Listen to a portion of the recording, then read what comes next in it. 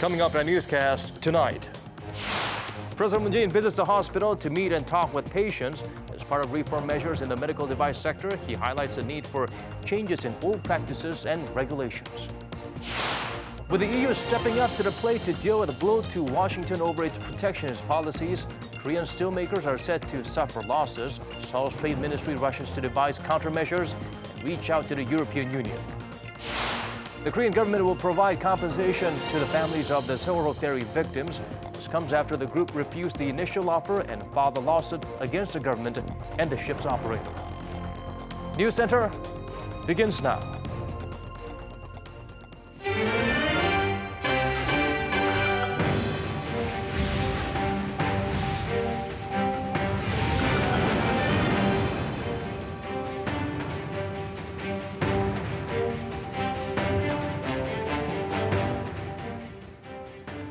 It's 8 p.m. here in Korea, live from our studio in Seoul. This is Arirang News Center. Welcome to our program.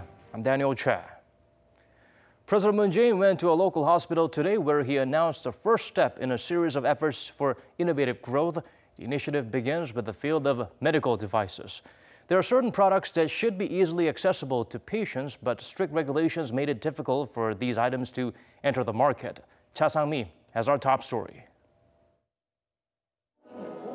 The chair of the Korean Society of Type 1 Diabetes, who has a son with the disease, explained how she had to look abroad to order a device to check her little son's blood sugar without having to poke his finger to draw blood over 10 times a day. Her efforts were praised by President Moon Jae-in, who was on a visit Thursday to a university hospital for an event related to his policy of pursuing innovative growth. President Moon said this is just one of many cases where regulations keeping devices off the market for too long have caused patients and their families to despair. 물론 국민의 안전과 생명 윤리에 대한 부분이라면 더욱 조심스럽고 신중하게 접근해야 할 것입니다.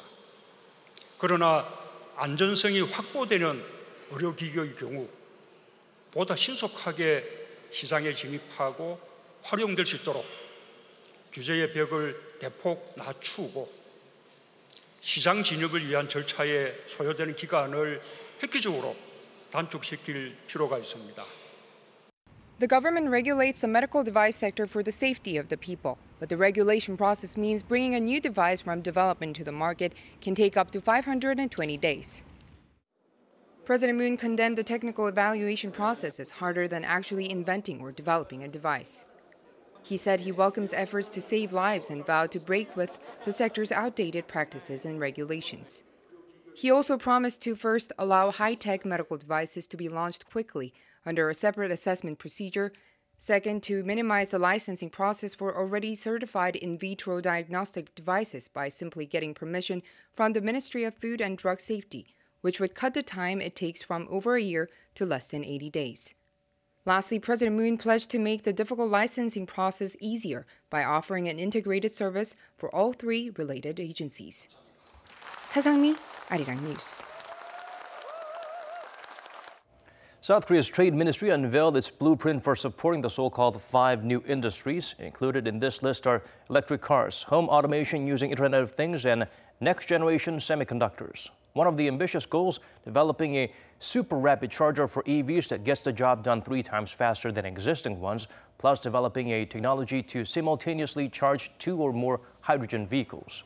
For home automation, the ministry will encourage the development of artificial intelligence for the home to control almost everything from the gas to the lights. They also plan to focus on power-efficient semiconductors as well as transparent display panels. The world watched and winced at the escalating tariff tit-for-tat between Washington and Beijing. Things just took a turn for the worse, with the European Union stepping up efforts to protect its own market. For details, let's turn to our Kim Yo-sun.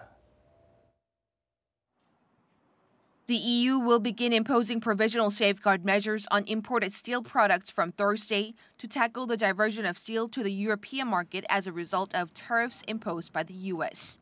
An additional 25% tariff will be imposed on 23 steel products imported to the world's largest economic bloc once their volumes exceed the average quotas of the past 3 years. We are working very closely with the industry to see whether steel or aluminium intended for the US market is coming to Europe and whether that is affecting the market, dumping prices and so on. The provisional safeguard measures can be imposed for a maximum of 200 days. The European Commission will continue to look into the measures and decide whether to impose definite safeguard measures by the end of the year. It's also looking into imported aluminum to decide whether similar measures need to be in place. South Korea is among the countries to be affected by such measures, along with China, India, and Russia. As for the targeted 23 products, South Korea currently exports over 3.3 million tons of steel annually to the EU, worth some $2.9 billion. Seoul's foreign ministry has reportedly delivered concerns that the provisional safeguard measures may not only have a negative impact on reciprocal trade between the two parties, but also further spread trade protectionism globally. Kim Yo-sun, Arirang News. And of course, the EU jumping into the mix of a global trade war is bad news for South Korea. Ironically, their action is triggered by America's protectionist measures that could also hurt Seoul's steelmakers. Kim Yo-sung explains further. Korea's steel industry is caught in the middle of an ongoing global trade war.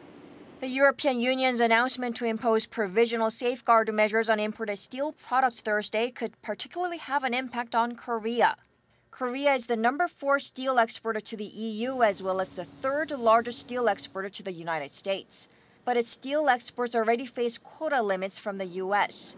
As part of an agreement to the amendment of the Korea-U.S. Free Trade Agreement, Korea's steel has received a quota of about 2.68 million tons of steel exports, or 70% of the annual average Korean steel exports to the U.S. between 2015 and 2017. Other steel exporters to the U.S., like the EU, Mexico, and Canada, are facing 25% tariffs, which went into effect in June. The EU's retaliatory tariffs, which aim to prevent a sudden increase of steel imports diverted from the U.S., is expected to further squeeze Korean steel producers.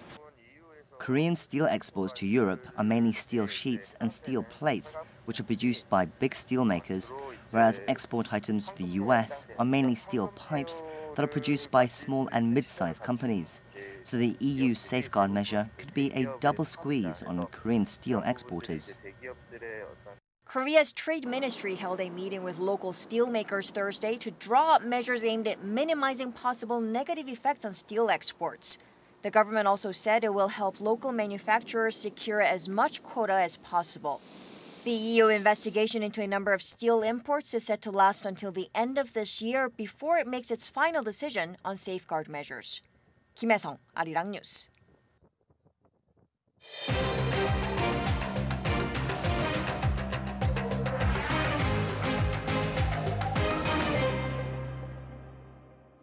We now turn the spotlight to the people still trying to overcome the pain of losing their loved ones in arguably the nation's worst maritime disaster.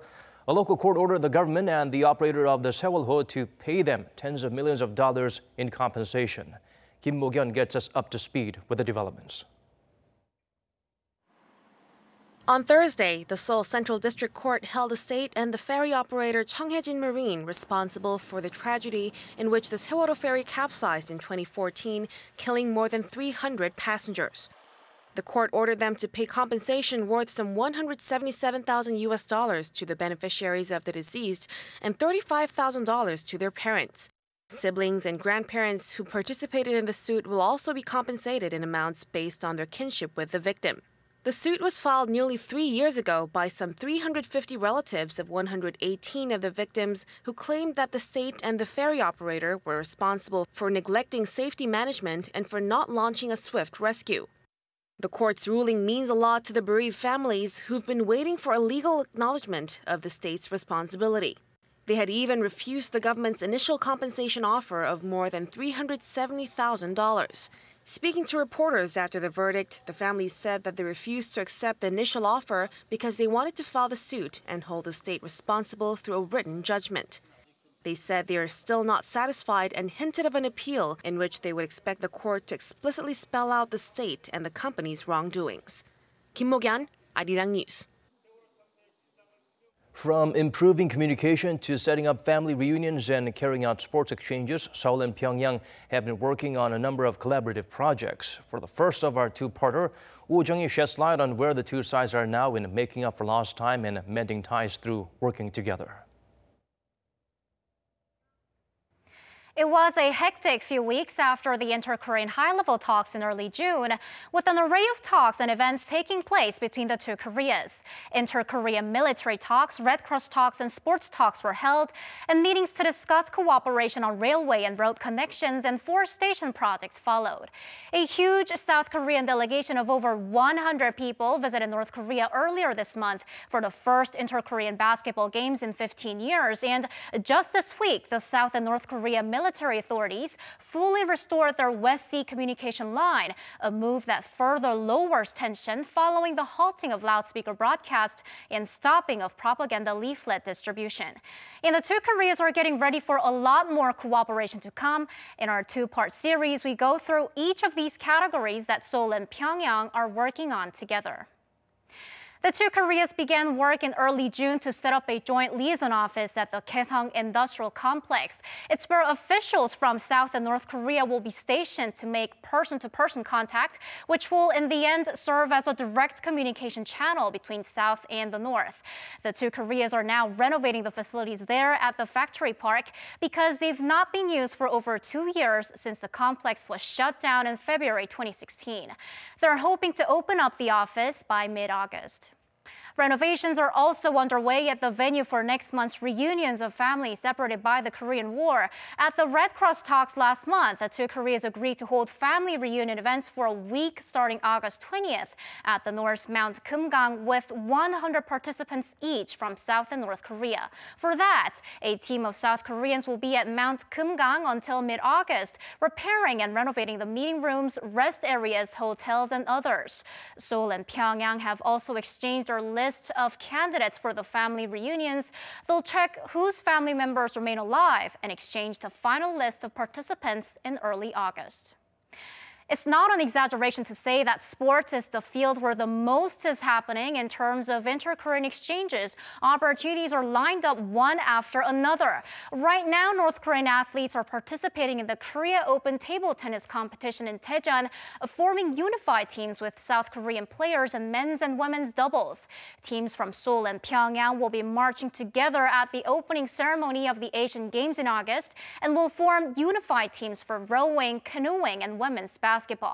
It's also been determined that North Korea will compete in the World Shooting Championships that are being held in South Korea in September. That's all for part one of our series. For part two, I'll have more on how the two Koreas are preparing for possible economic cooperation in the future, as well as the civil exchanges blooming between Seoul and Pyongyang. 우정희, Arirang News. Authorities of both Koreas have begun railway inspections. According to Seoul's Unification Ministry, the process will first begin with the rail lines up north. First, a section between Mount Kumgang and the military demarcation line will be inspected tomorrow, while the section between Kaesong and the MDL will be inspected next Tuesday. The two sides will hold daily meetings right after each inspection. Seoul and Pyongyang agreed to begin joint on-site inspections of railways in North Korea, as well as those that cut across the border to finally modernize them. South Korea is sending a 15-member delegation led by the Railway Bureau Chief of the Transport Ministry, and the regime is sending a 6-member delegation headed by a senior official from its Railway Ministry. Seoul's top diplomat hinted at the possibility of a trilateral summit with Pyongyang and Washington in September during the UN General Assembly. Kang Kyung-hwa told reporters during her first visit to the UK since taking her post that the possibility of such a meeting cannot be ruled out. When asked if they will formally end the Korean War at the UN gathering, the minister couldn't say for sure but emphasized diplomatic efforts will be made. She added it could be discussed on the sidelines of the ASEAN Regional Forum if North Korea attends the forum, which takes place in 2 weeks. The FM also reiterated the regime's denuclearization is a common goal that must be achieved no matter how long it takes. There are reports that North Korea shipped its coal to the south last year, a clear violation of international sanctions on Pyongyang. One of those vessels is believed to have moved in and out of South Korea port more than 20 times, and yet Seoul failed to catch it and take proper measures. Park Hee-jun provides a closer look. South Korea is being questioned over its ability to implement UN Security Council resolutions after inadvertently importing some 9,000 tons of North Korean coal last year via Russia. Broadcaster Voice of America reported Tuesday that an expert panel under the UN Sanctions Committee found that North Korea shipped coal to the Russian port of Tomsk on Sakhalin Island 6 times between July and September 2017. The coal eventually found its way to ports in South Korea, with some of it unloaded at Incheon on October 2nd and some at Pohang on October 11th through ships that were later found to be operated by Chinese companies. And on Thursday, VOA, citing real-time port entries from marine traffic, reported that one of those ships had been passing in and out of South Korea 22 times since last November. According to the data, Rich Glory, the ship that transported coal to Pohang, was found to have entered the port of Busan just 2 weeks ago on July 4th. UN Resolution 2397, adopted in December last year, allows a country to capture and look into a vessel suspected of engaging in illicit activities with North Korea. But during all those stops, the South Korean government didn't take any such measures, even after it was aware of the illegal acts in October. Seoul's foreign ministry, however, has been emphasizing that South Korea is working closely with the international community to implement sanctions on North Korea. An official at the ministry told reporters that relevant authorities are investigating whether the coal is really from the north and whether South Korean private dealers were involved. The government also revealed Wednesday that a Togo-flagged ship believed to be involved in transporting North Korean coal is under investigation. Park Hee-jun, Arirang News. South Korea's Navy welcomed its new leader, Admiral Seung-seob, who is now the Chief of Naval Operations. The inauguration ceremony was held today, this afternoon, at the Garyongdae Military Headquarters. Among the key figures attending the ceremony was Defense Chief Song Young-moo. In his inaugural address, Admiral Shim stressed the Korean peninsula now faces a great transformational period towards peace and prosperity and vowed to maintain staunch naval military preparedness to strongly support national policies. He replaces Admiral Im Hyun-sung, who served as the Chief of Naval Operations since 2016. Minister Song, meanwhile, emphasized that the role of a strong Navy is all the more important in current times to defend maritime sovereignty while promoting peace and security in Northeast Asia and the world. Here's the latest on the Embattled Defense Security Command. Investigations and discussions on its controversial decisions are ongoing. According to the chair of the Defense Ministry's Task Force Committee to revamp the military intel unit, it is now at a crossroads. Park Ji-won tells us more. Speaking to reporters Thursday after a 3-hour-long meeting held earlier in the day, the chair of the Task Force for Defense Security Command Revamp, Jang Young-dal, said the military intel unit is now facing a critical moment where the public even demands it to be dismantled. The Defense Security Command is now in crisis, with even the public demanding it be disbanded. So we talked about whether the intel unit can find its place again through reforms, or whether it should take steps to disband itself. We decided to further discuss when and how its role and power were abused while watching how the current investigation unfolds. In order to prevent any more illegal interference into domestic politics by the military intel unit, the chair of Seoul's Defense Ministry's advisory body suggested 2 ways, either establishing a new military intel unit under the ministry by revising executive orders, or establishing a whole new independent military intel body outside of the ministry, downsizing the current 4,500 members to half. When we looked into it closely, some previous administrations had somewhat abused the intel unit. We are now studying ways to prevent such abuses institutionally. The next Task Force Committee meeting will take place next Thursday morning. So far, 13 meetings have been held since the committee was established last May. Meanwhile, the independent probe team looking into the military intel unit's controversial document summoned 4 Defense Security Command officials Thursday afternoon. They were expected to be interrogated on their involvement in drafting the document in question, which is a contingency plan for declaring martial law during the candlelight demonstrations that ultimately led to the impeachment of former President Park Geun-hye. The 30-member independent team have now until August 10th for the investigation, but that deadline can be extended if necessary. Park Ji-won, Arirang News. Moving on to other stories now, South Korean cosmetics are gaining greater popularity all across the globe. Last year, shipments of these products overseas hit record high levels. And this welcome trend is likely to continue. From consumers to experts, our Go Ryuni met up with people familiar with the industry and the items for their insights. Employees at a Korean cosmetics manufacturing company are busy discussing their cushion foundation product, which is exported around the world. This particular item has gained popularity in many countries, including Japan, where it reportedly sold nearly 7 million units. A director in overseas business says many consumers saw the uniqueness in the products. When we introduced this product in Japan a few years ago, not many customers were familiar with the concept of cushion foundation, but they liked the concept of applying liquid foundation with a soft pad. According to the Korea Customs Service, shipments of cosmetics last year reached more than $3.9 billion, the highest since related figures were first made public in the year 2000. This is 13.9% up from the previous year. Here in Seoul's bustling shopping district of Myeongdong, there are cosmetic stores as far as the eye can see. All of them are here to cater to a crowd of foreign tourists. We like the mask or the cosmetic product like the cream, and because it's quite famous in the worldwide now. I watched a lot of K-dramas and I have a lot of friends who travel to Korea and brought products that I would test and stuff. They let me sample them and it made me want to buy more. An economic expert says the industry will keep the upward trend. South Korean cosmetics are recognized for its good quality among foreign consumers, so this upward trend in exports will likely to continue. The numbers will be stable unlike other industries, which might get affected by the ongoing trade war between the United States and China. This expert added that increase in exports in final consumption products like cosmetics will not only help in stabilize the entire export structure in South Korea, but also improve the nation's image around the globe. Go Ryuni, Arirang News.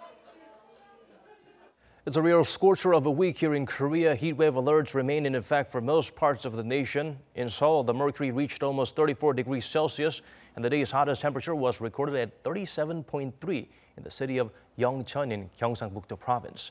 Korea is not alone. Japan experienced the hottest day in half a decade yesterday, a sizzling 40 degrees Celsius. Meteorological agencies advise people to minimize outdoor activities and pay special attention to their health.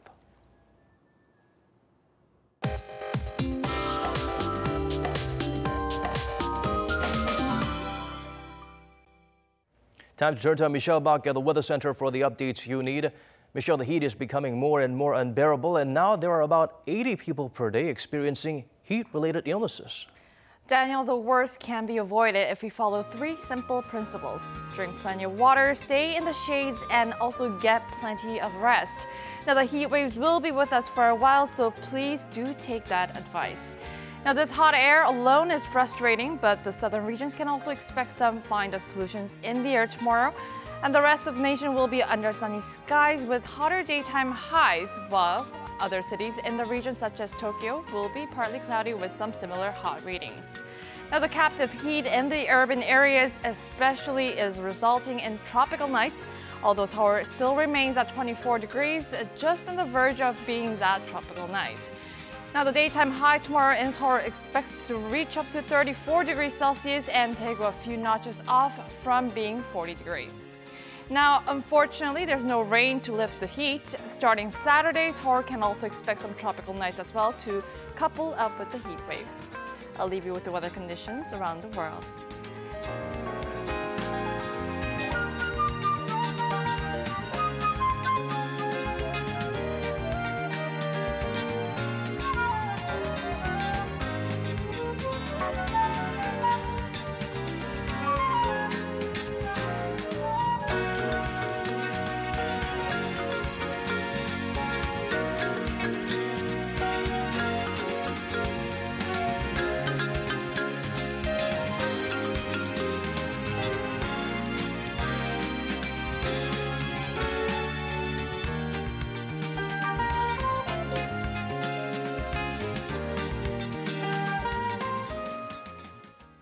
That's all we have for you on this evening's edition of Arirang News Center. Thank you for watching. Good day or good night, depending on your time zone.